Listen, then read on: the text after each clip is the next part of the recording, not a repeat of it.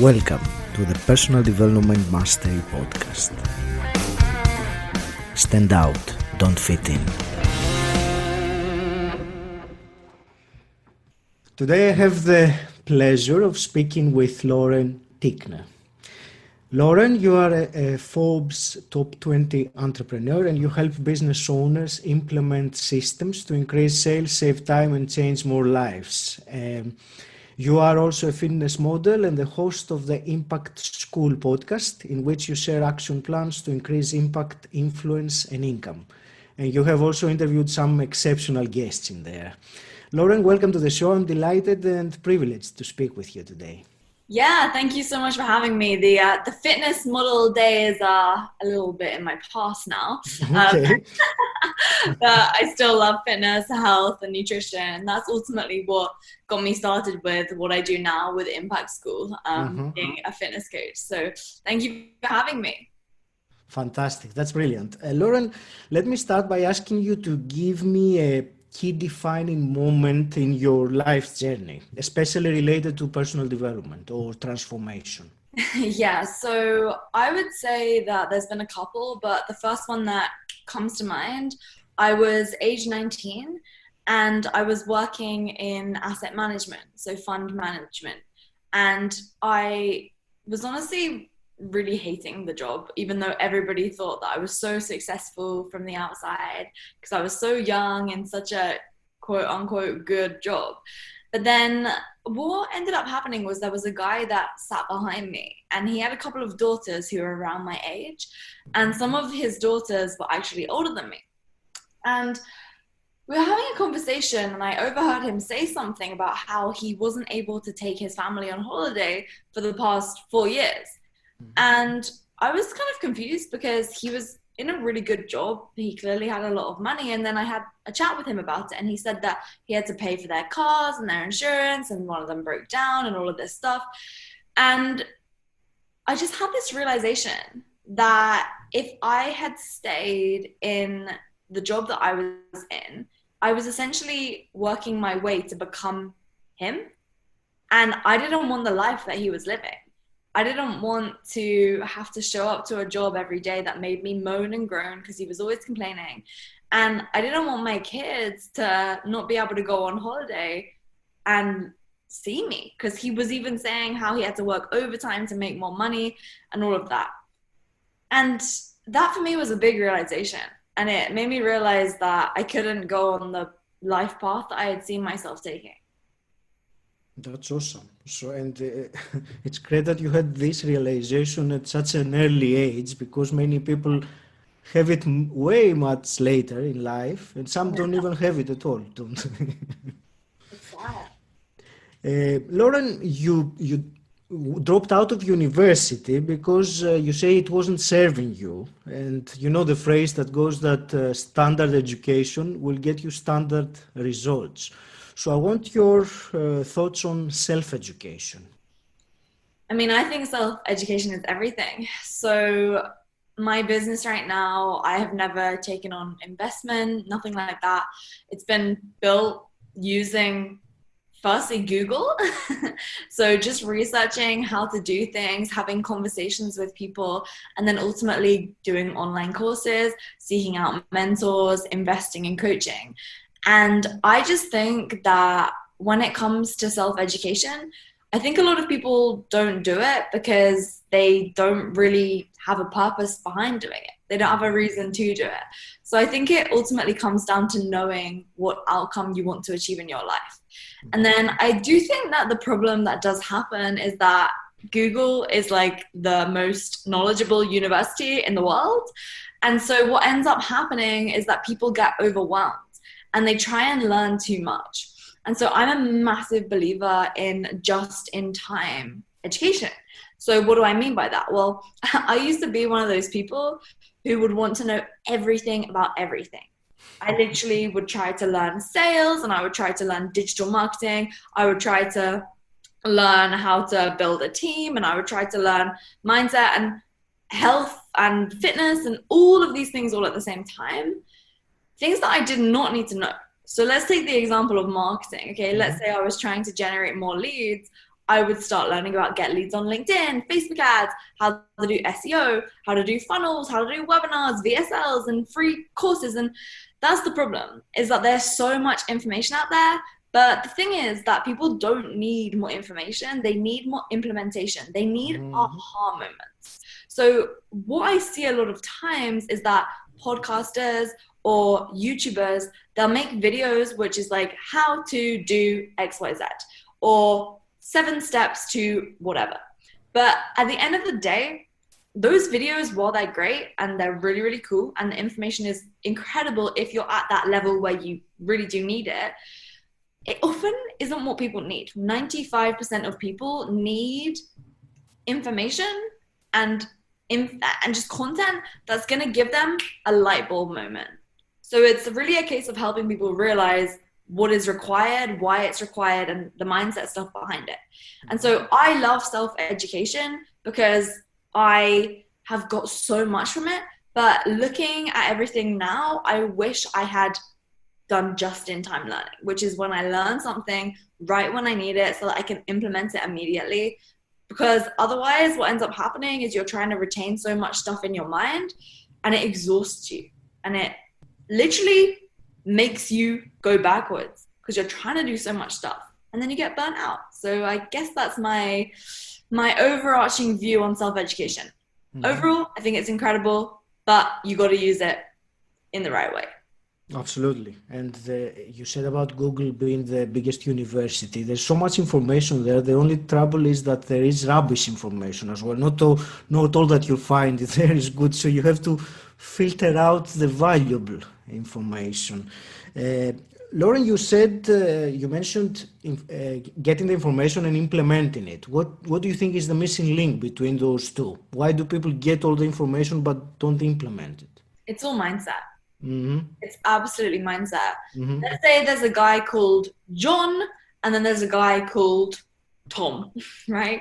So John and Tom both have the same information. Everybody has the same amount of hours in a day as well. Now, obviously, some people will have certain privileges, right? Which is very evident that can affect certain things. But let's just say everything aside, they have the same education, same background, same race, whatever. So John and Tom get the same strategy given to them. John can go ahead and become a multimillionaire. He can have a New York Times bestseller. He could become he could get the relationship of his dreams.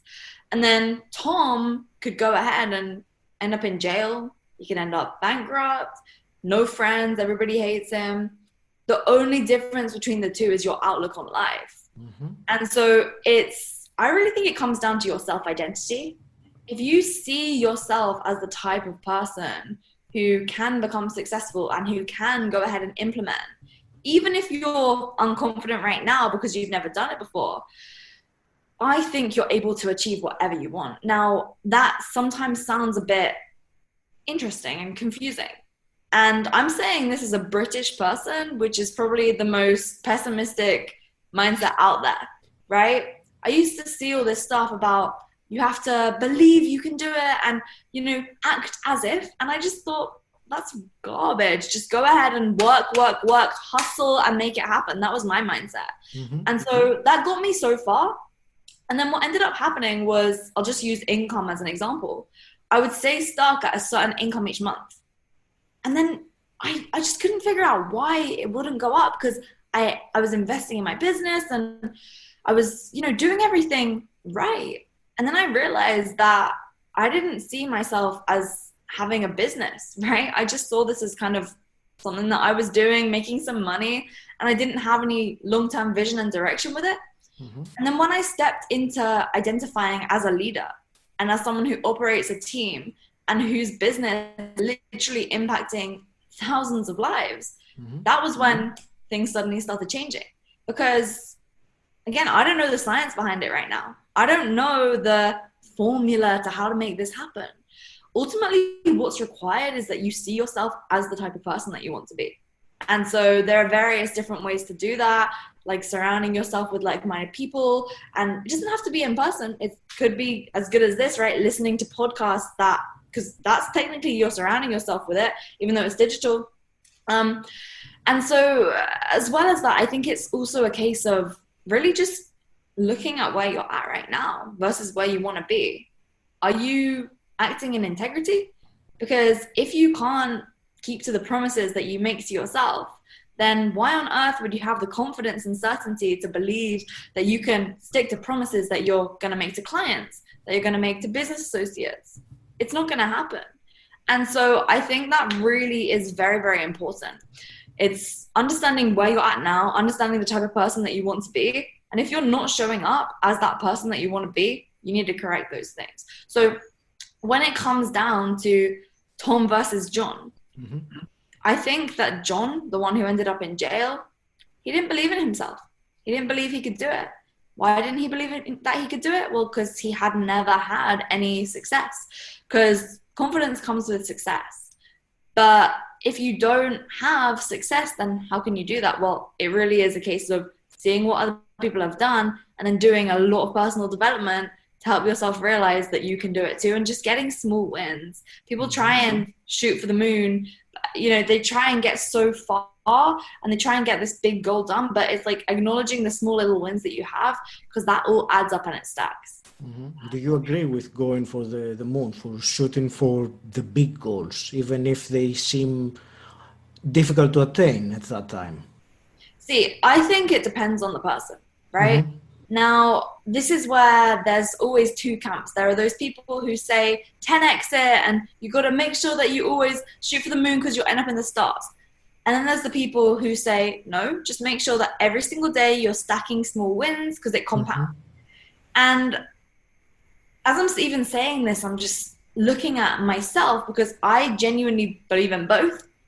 Because for some people, if you tell them that you're going to be able to make 7 figures from your online coaching business, they're just going to click off that and think that you're a scammer. I used to think that when I saw these ads like 5 or 6 years ago. I used to think this is a scam.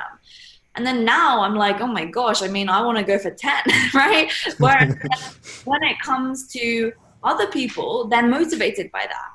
And they see it as inspiring and as the journey and the direction that they want to go in. And so this is, again, where it depends on the mindset.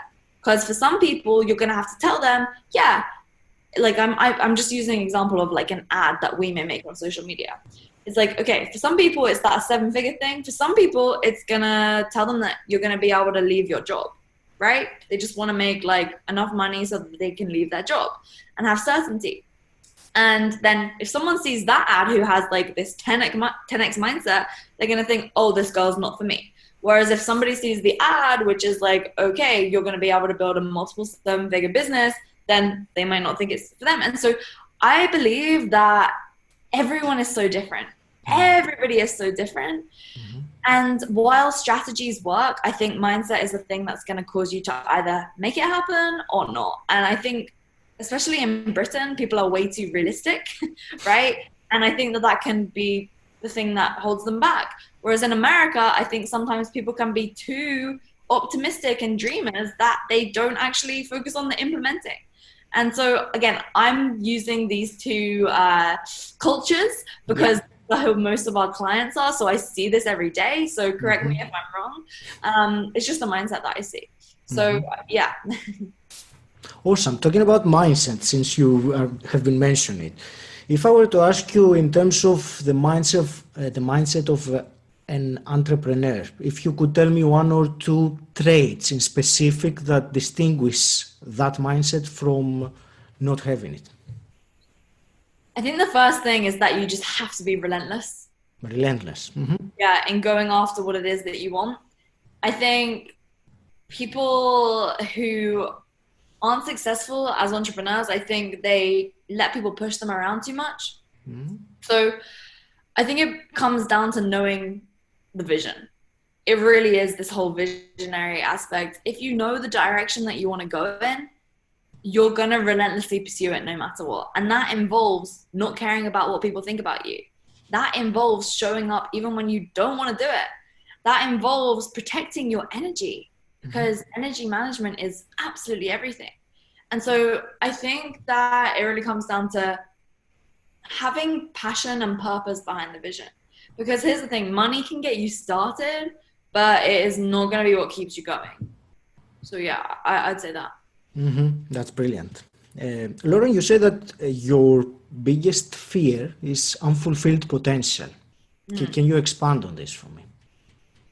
Well, here's the thing. So many people, and it's really sad. I see this in my friends who have just finished university, right? Because as of the time of filming this, I'm 23. And a lot of my friends, they've just finished uni and they're going into jobs whereby they've had to like battle so many other people to get a junior position. And I know these girls well. I know they're super smart. I know that they have big visions, but they're going into junior positions with the hope that by the time that they're in their 40s, they're going to be like in a managerial position or in like the C-suite, or that they have enough experience to do it freelance. And it's just so sad because I know that they're worth so much more. And they have all these ideas of these things that they want to do, but they're not going to do them because society has conditioned them to believe that they shouldn't. And I just think so many people have these visions and these goals, but they never make them happen. And I just think it's really sad. Yes, indeed. Indeed it is. Lauren, I'll just ask you one more question, and then I have a few quick fire ones to finish up with this conversation. I want you to explain to me the concept of high ticket selling in a few words, if you can. It is something that you promote very much. That's why I'm asking. Yeah, no, for sure. I mean, high ticket really is a case of selling someone something that's really going to give them so much value that they're going to be like, whoa, I would have paid double for that, even though I already paid so much money. It's a case of truly solving someone's pain points and going above and beyond and delivering to them. High ticket is, in my opinion, the best way for an entrepreneur to build a business when they're first starting, because they're able to go ahead and sell something and work with someone closely so that they get the help that they really need, while simultaneously generating from, in some industries, more revenue from one client than you would from an entire job, right? And so, yeah, I mean, you said in a few words, so that was good. That's great. Cool. So let me ask you then some rapid fire questions as well. What does personal development mean to you? Becoming the greatest person that you can possibly be in your health, in your career, and then also in your relationships, and staying true to yourself. Great. If you could go back in time and meet your 18 or 17-year-old self, what's the one piece of advice you would give her? It wasn't even that long ago, but I genuinely think just think bigger. Think bigger than what you're thinking right now. Because you doubt yourself more than you should. Yeah. And I think it's a case of realizing that not everybody has it figured out, right? Not everyone. No one does, actually. They may do in some areas, but as a whole, nobody does. And we've definitely seen that with the whole coronavirus pandemic. That's for sure. But yeah, it's a case of just, have bigger vision. Awesome. Let's say you had a magic wand and you could wave it and change something in the world as it is today. What would you change? I would cure all disability. So my brother has epilepsy, autism, and various other learning difficulties. And it's just seeing people in so much pain and suffering and not being able to do anything about it is just the worst. So yeah, it would 100% be curing all disability. And that's something that I'm really passionate about right now. I'm just trying to identify if my long-term vision is making sure that the money that I'm making is going towards research for epilepsy and curing the epilepsy, or to go towards supporting families with disabled children. Right now I'm giving to causes for both, but I'm just trying to identify if for me which one I'm going to fully go all in on, because I think focus is everything. That's awesome. You said earlier about aha moments. Can you share with us one major aha moment you had recently? Well, recently, I have them every day. Like I literally have them every day. So, I Okay. mean, I'll just tell you the one that I had this morning. All right. So, one that I had this morning was that what we need in our business is this internal course. Okay. So, what the internal course is going to be is it's going to have a different section for each department, and each department is going to explain what it does. So, what the seats are, what a typical day in each seat looks like, what the purpose of each seat is, Mhm. what you can come to each person in that department for help with. Mhm. So when I say person, I mean seat, because we don't want to, put people's names in there. You see what I'm saying? So that it can be if people come in and out. And then also why this department is important for other departments and how this department relies on other departments. And so every single team department is going to do that. And then what we're going to have is each new hire will go through the course so that everyone understands what every department does. And so then our team will have better communication. And then that was like one of my ideas this morning. So we're going to implement that. That is going to be something that we actually get on with in the next couple of weeks. And then the other idea was have another course, an internal course, whereby we put all of our SOPs, right? And we're going to have people from different departments go into X, Y, and Z department to make sure that the SOPs are clear enough that they understand it. So those are my two ideas of the morning so far. That happened before 8 a.m. And yeah, I mean, No, so this is great. I get these aha moments every day. And it's just like a case of, okay, how can we improve everything that we're doing? And I'm just about like consistent daily improvement. But an idea is nothing without execution. And here's the thing, I could have had that idea and just thought about it, but what did I do? I literally wrote it down straight away. It was while I was doing my workout, and then I was like, no, pause this, pause my stopwatch, let's go ahead and let's write this all down, type it all out. I tag one of my team, I'm like, put this in a Google Doc now, let's make this happen. Because yeah, if you have all these ideas but you don't make them happen, then you're gonna go nowhere, and you get frustrated because nothing moves forward. So That's brilliant. That's fantastic and a great idea. Very quickly, one last question then, Lauren.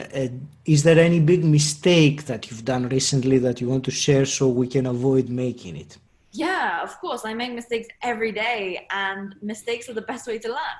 Yeah. So my big aha moment came from a mistake. I hired someone and I wasn't clear enough to him as to how the system works. So he messed something up with these payments, and he should have realized that that's what needed to be done. But at the end of the day, I can't think that way.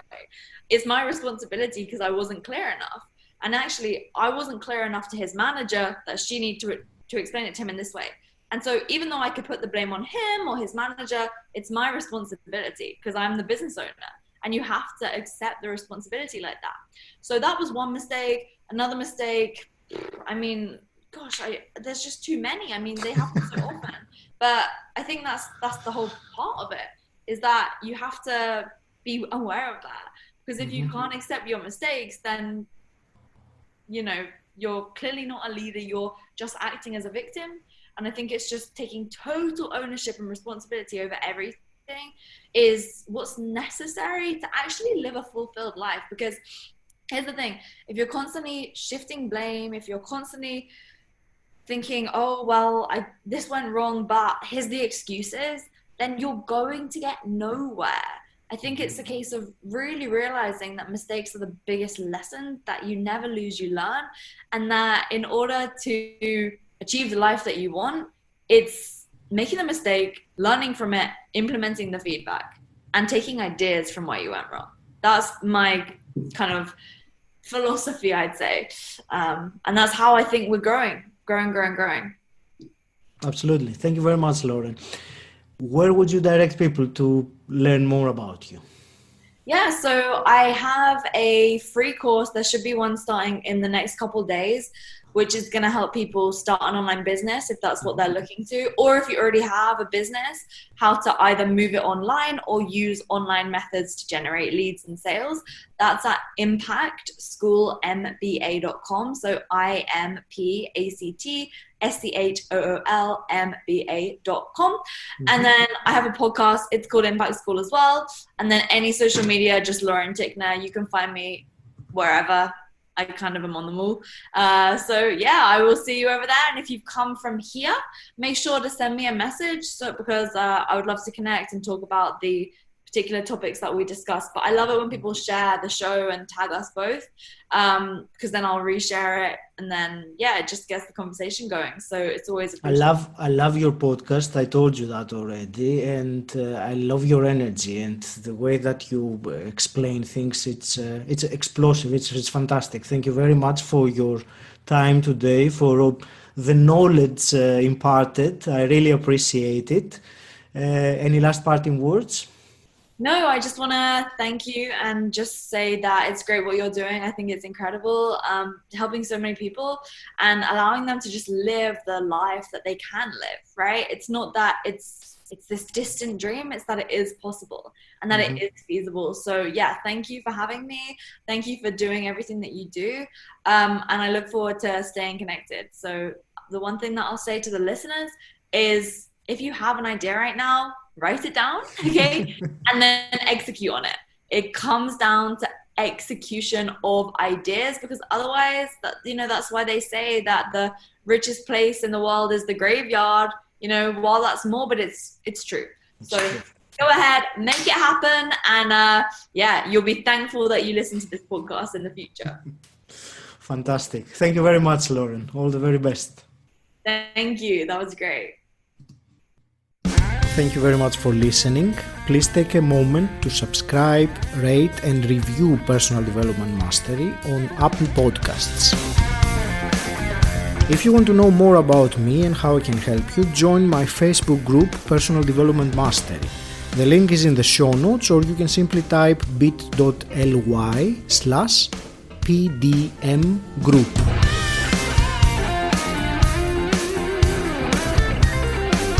And until next time, stand out, don't fit in.